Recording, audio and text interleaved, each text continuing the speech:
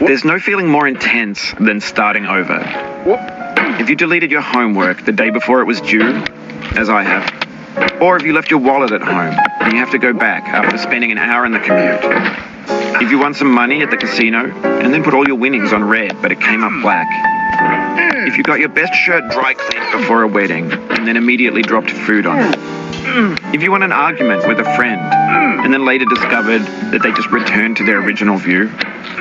Starting over is harder than starting up. If you're not ready for that, like if you've already had a bad day, then what you're about to go through might be too much. Feel free to go away and come back. I'll be here.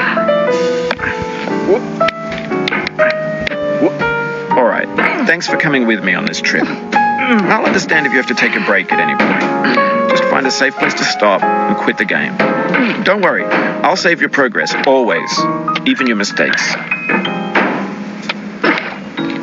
This game is a homage to a free game that came out in 2002, titled Sexy Hiking. The author of that game was Jazuo, a mysterious Czech designer who was known at the time as the father of B games. And B games are rough assemblages of found objects.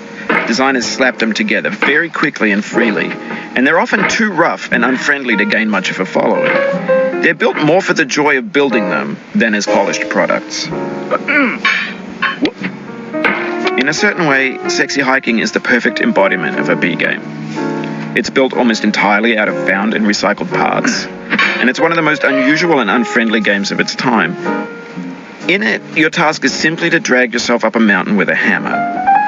And that act of climbing, in the digital world or in real life, has certain essential properties that give the game its flavor. No amount of forward progress is guaranteed. Some cliffs are too sheer or too slippery, and the player is constantly, unremittingly in danger of falling and losing everything. Anyway, when you start Sexy Hiking, you're standing next to this dead tree that blocks the way to the entire rest of the game. It might